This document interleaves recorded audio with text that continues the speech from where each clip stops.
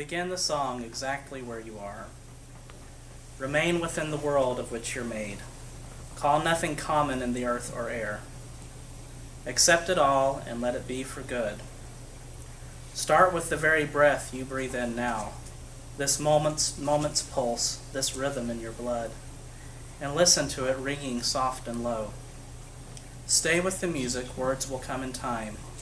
Slow down your breathing, keep it deep and slow. Become an open singing bowl, whose chime is richness rising out of emptiness, and timelessness resounding into time. And when the heart is full of quietness, begin the song exactly where you are. In reading today's gospel, I can see in my mind's eye the Magi, the three kings as they are known in stories and songs, when they arose with a start and began to prepare for the journey that the stars that they studied convinced them to take. I can see them coming together in council and corroborating their findings and examining foreign prophecies of the events that would come to pass when a king much greater than they would be born, and deciding it all at once that yes, the stars had spoken, and that they must travel to see this cosmic occurrence for themselves. I can see the families and the friends of the Magi, the people and leaders in their city, watching confused and amazed as they hurriedly prepared for this journey, marveling at how this event had caused them to drop everything and go.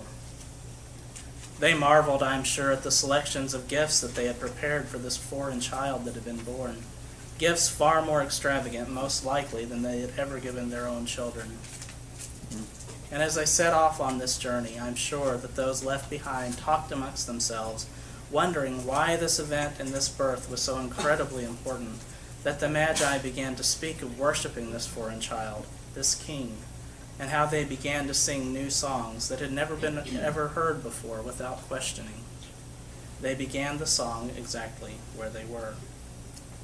Now, some of you may know that my sister Rebecca is a bookseller, and she sells her books at conferences and on her own online bookstore, booksbybecca.com. Little plug for her.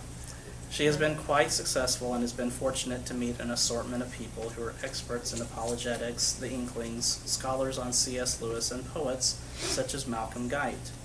Now, Malcolm is the chaplain of Girton College in Cambridge, England, and is also a singer-songwriter. My sister introduced me to his works, and I was hooked immediately. This fall, my sister was honored to be the first bookseller in the United States to offer Malcolm's latest collection of poetry, The Singing Bowl, in the United States. I, of course, purchased a copy, which I received right before Christmas. I was particularly intrigued at the poem, which I just read, which provided the book's title, The Singing Bowl, because when Christopher and I attended the World Expo in Yosu, South Korea, one of the exhibits contained a singing bowl, which is where this picture was taken.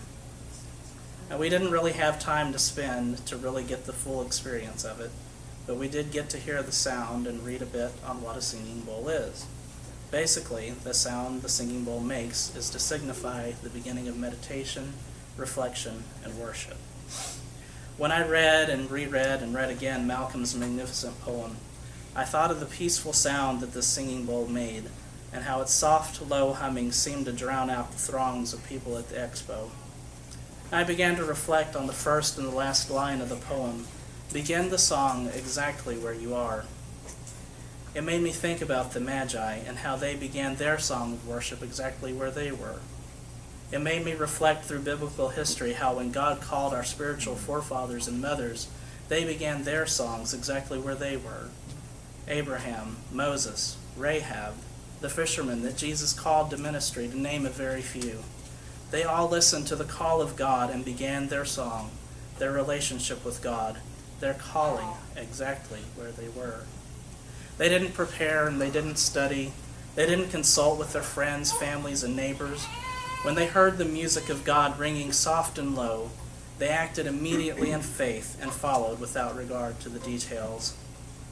I believe that is exactly what God wants from us, to start with the very breath you breathe in now, this moment's pulse, this rhythm in your blood. To begin the song exactly where you are, this song of calling, of ministry, of devotion to Him without laboring over the details and dotting the I's and crossing the T's. All that comes in time. He is simply asking us to start As we stand on the threshold of a new year, I want us each to open ourselves like the singing bowl, whose chime is richness rising out of emptiness. This chime that resonates through our souls, finding those places within us that are empty and filling us with songs anew.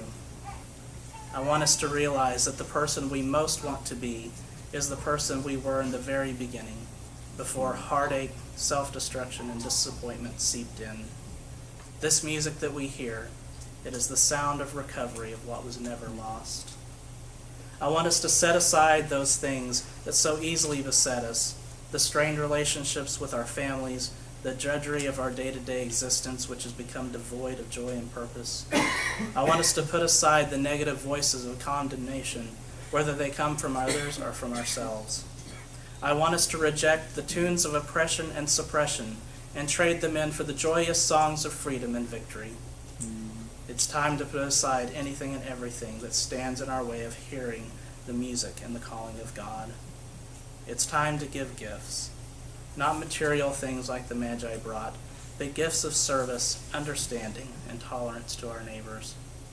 Accept it all and let it be for good. The song that we begin today will indeed be timeless, resounding into time. Begin the song exactly where you are.